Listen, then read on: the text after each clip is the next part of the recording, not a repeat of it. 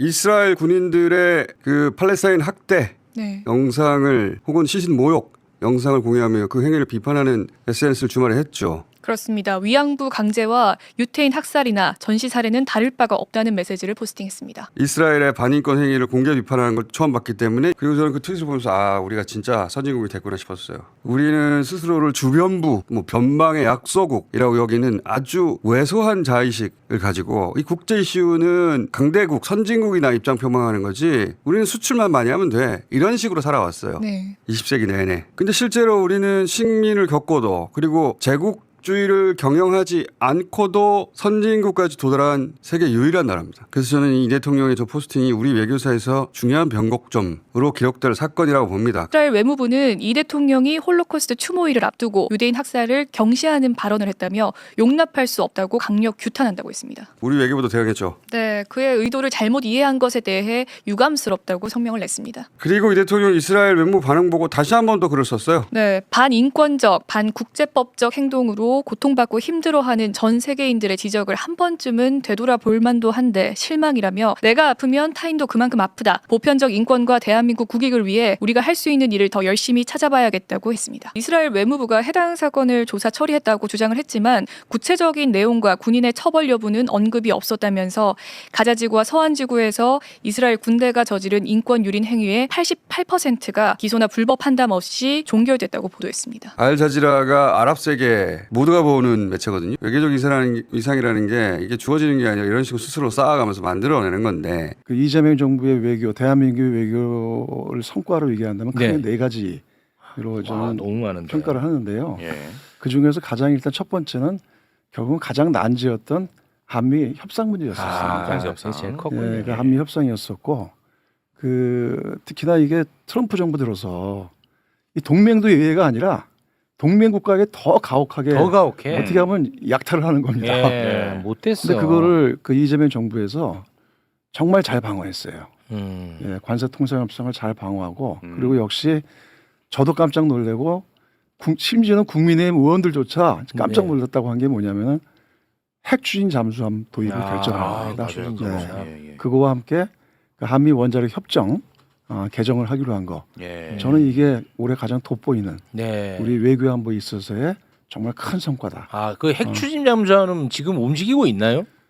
그 이제 앞으로 핵 추진 잠수함 이제 저희가 준비에 들어가게 되면 약 한 10년은 걸릴 걸로 보거든요. 10년 정도 걸립니다. 네, 근데 이게 사실은 굉장히 사연이 많은 사업이에요. 처음에 1994년도에 YS 때 김영삼 정부 때 그때 당시에 약 한 480억 원의 비밀 예산을 들어서 추진을 하다가 이게 무산이 됐습니다. 그 역대 정부가 계속 추진하다가 안 됐어요. 30년 동안. 그런데 특히 이제 어떤 에피소드가 있냐면 지난 문재인 정부 때 그 당시에 트럼프 대통령이 1기 때 아닙니까?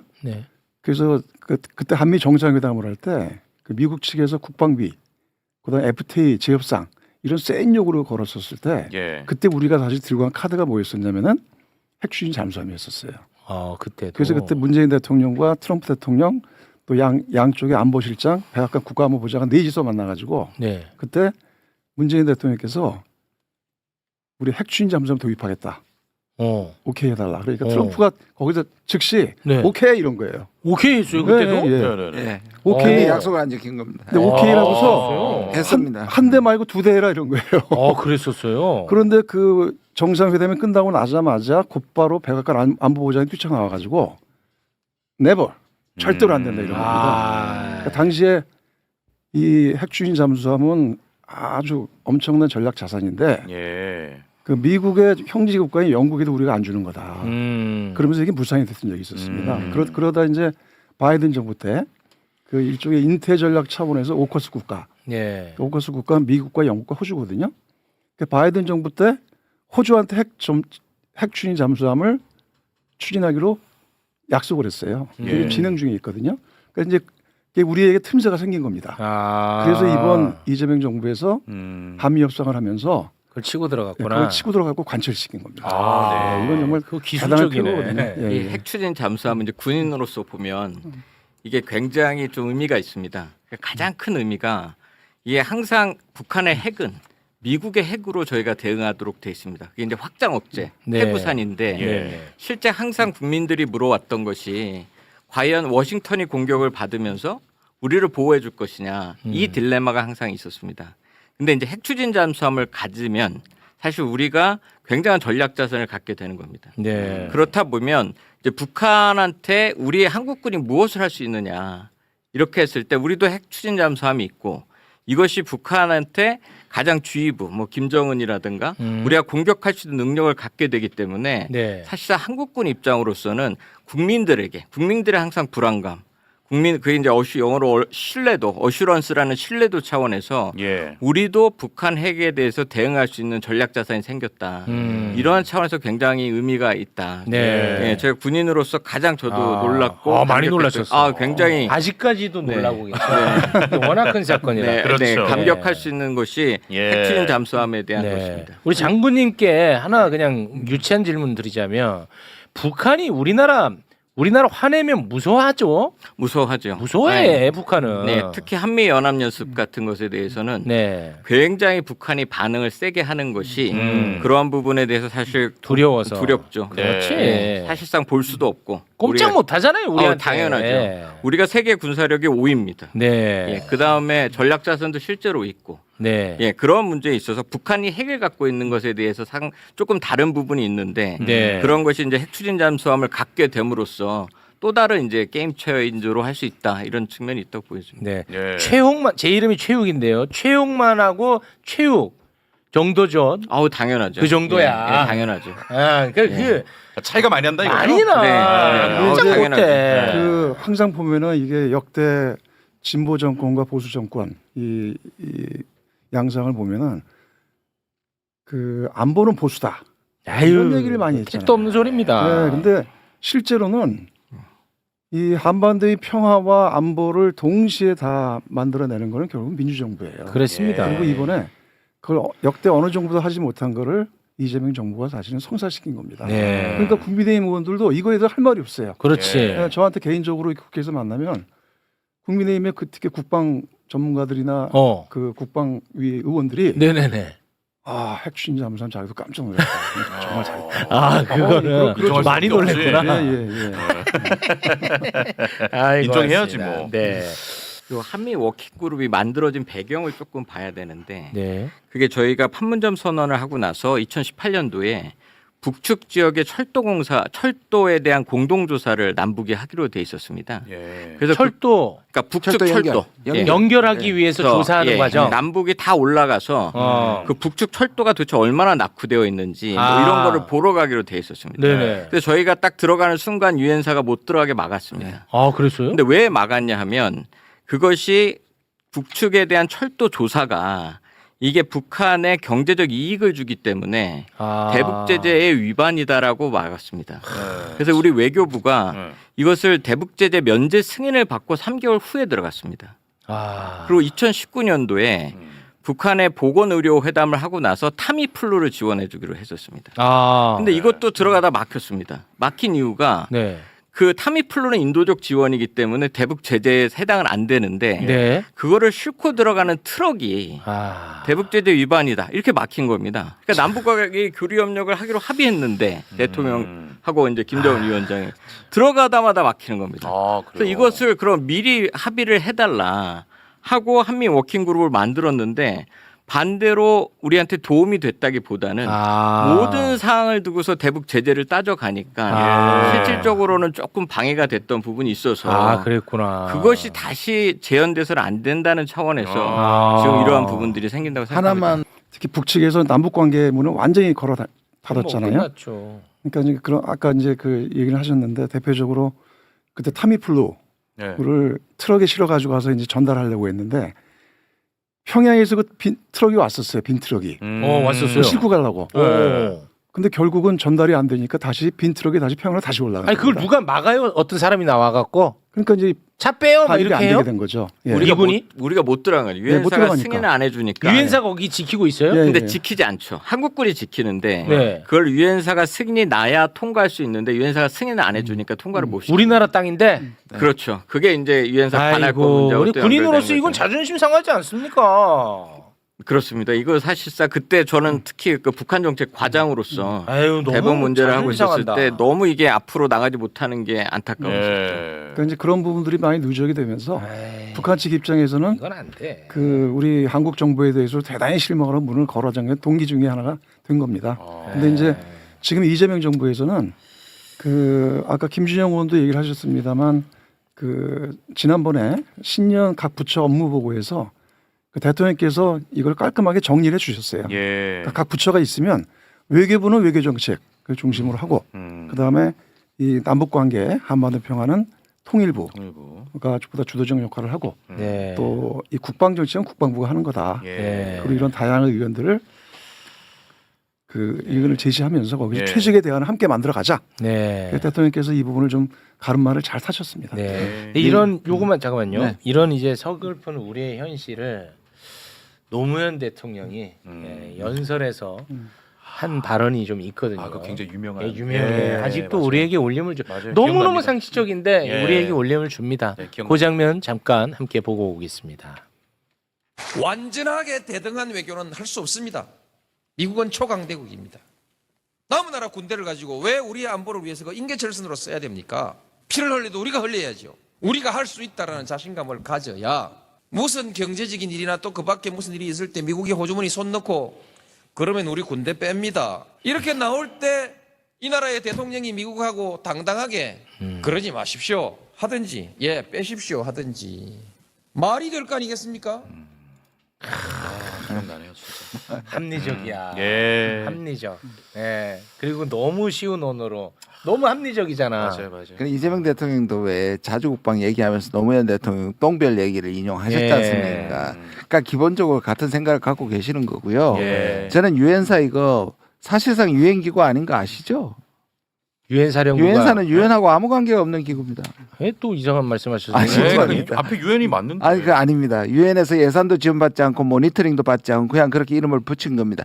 유엔 파견군이라는 걸 가지고 임의로 붙인 거고요. 이건 정전 체제가 이후에 그냥 임의로 미국이 실질적으로 모자를 쓰고 있는 기구였고요. 그러니까 유엔 사령부라 쓰고 미군이라 읽어요? 그러니까 정전협정에서 만들어진 기구죠. 정전 체제를 관리해야 되는 기구인데 유엔이 승인하거나 유엔이 합법적으로 이것을 인정하지 않았습니다. 그냥 명칭을 유엔군이라 유엔사라고 쓰는 겁니다. 그래요?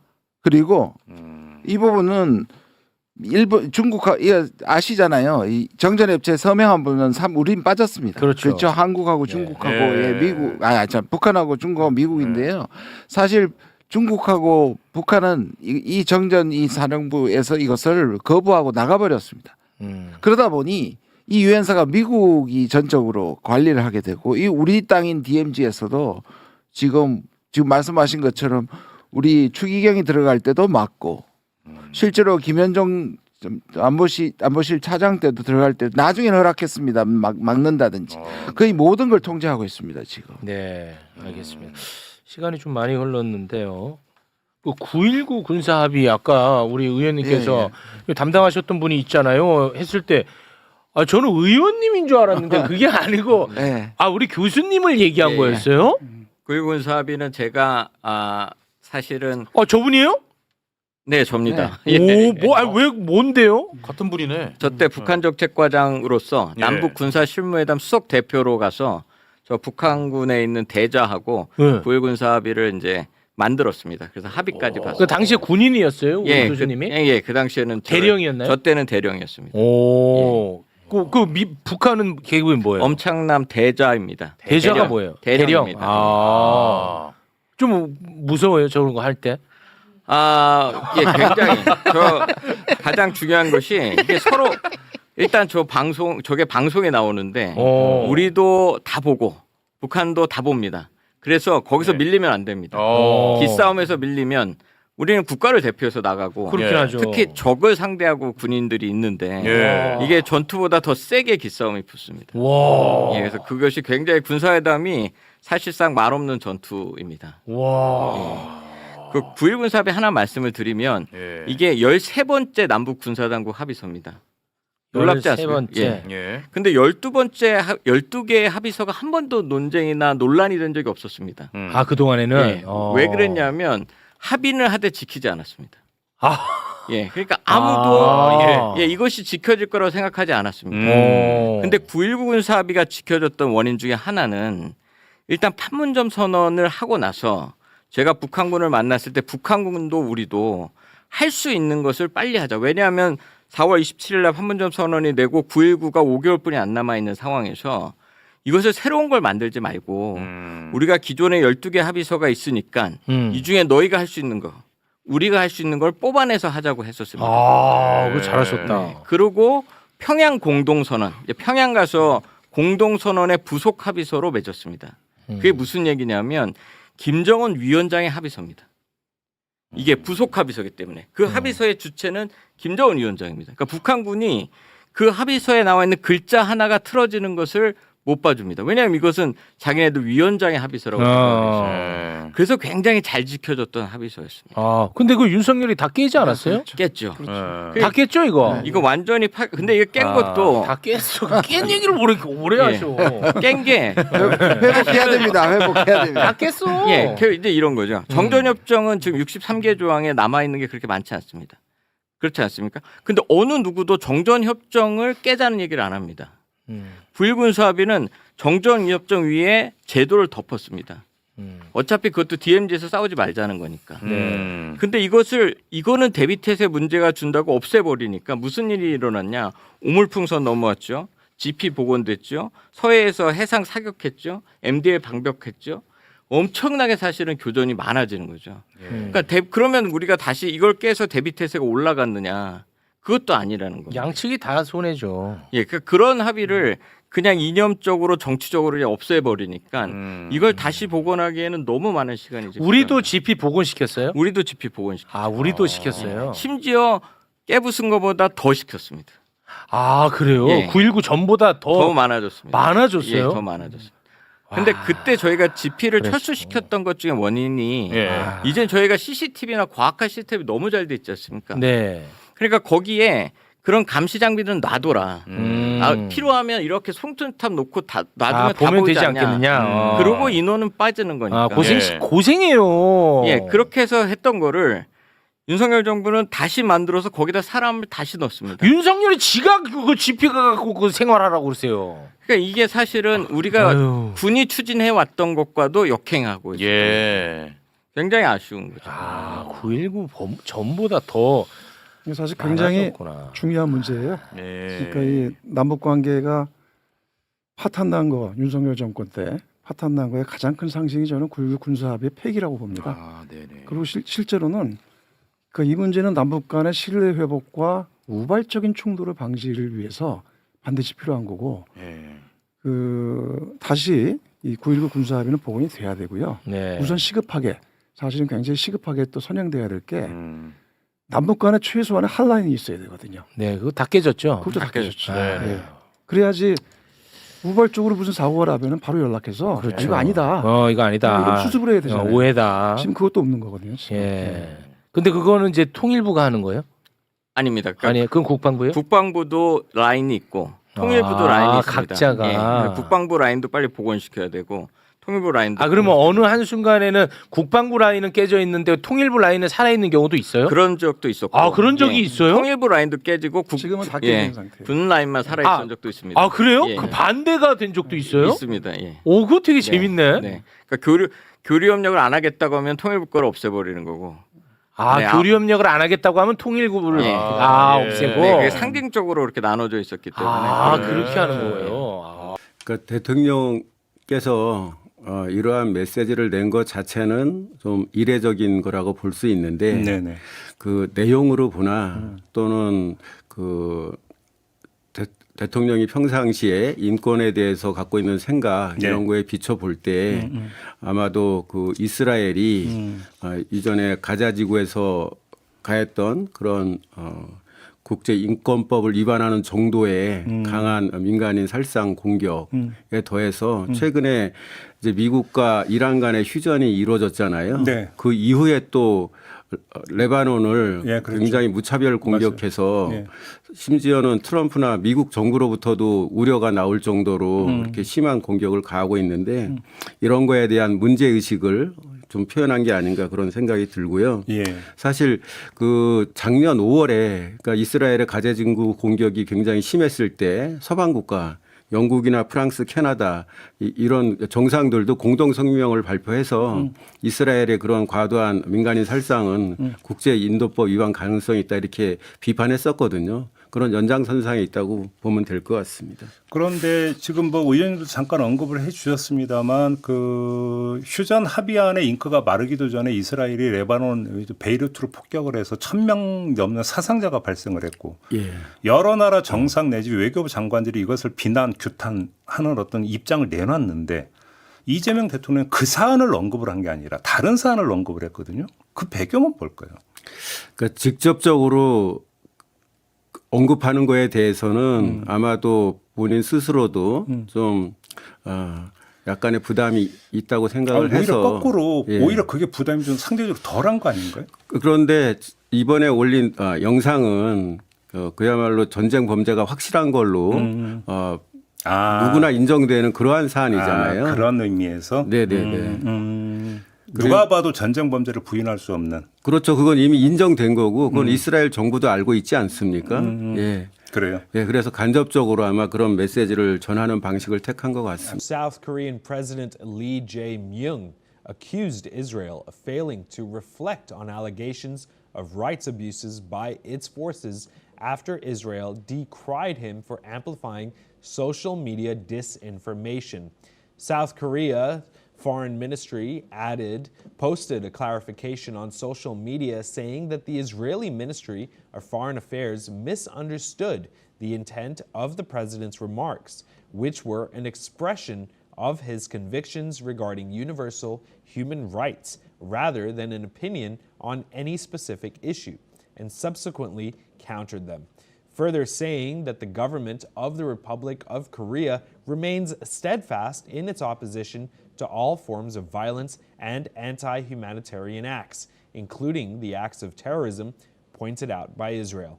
The Foreign Ministry also said that it has consistently maintained the position that international humanitarian law and human rights must be upheld without exception. 이재명 대표가 옥상에서 사람을 던지는 잔인한 영상을 보고 이건 명백한 인권 침해라고 비판했어요. 그러자 이스라엘 외무부가 유대인 대학살 언급하면서 반박했는데 사실상 과거의 비극을 방패 삼아 지금 자신들이 저지르는 폭력을 정당화하려 한 거나 다름없어요. 시오니즘, 즉 이스라엘 건국 이념 아래 팔레스타인 사람들이 겪고 있는 일들이 이러다 큰일 난다는 오래된 경고가 현실이 됐다는 걸 지금 우리 눈앞에서 보여주고 있는 거죠. 그리고 이번 일이 좀 의미 있는 건 한국이 그냥 조용히 넘어가지 않았다는 거예요. 예전 같았으면 강대국 눈치 보느라 말도 못 꺼냈을 텐데 이번엔 우리 외교부도 이스라엘의 반응에 유감을 표하고 인권이라는 가치를 지키겠다고 분명히 말했거든요. 결국 핵심은 간단해요. 내가 아프면 남도 아프다. 이 당연한 사실이 국제 정치에서도 외면받지 않았으면 한다는 거예요. 이 영상이 도움이 됐다면 좋아요랑 댓글 남겨주세요. 더 많은 분들께 전달되는데 큰 힘이 됩니다.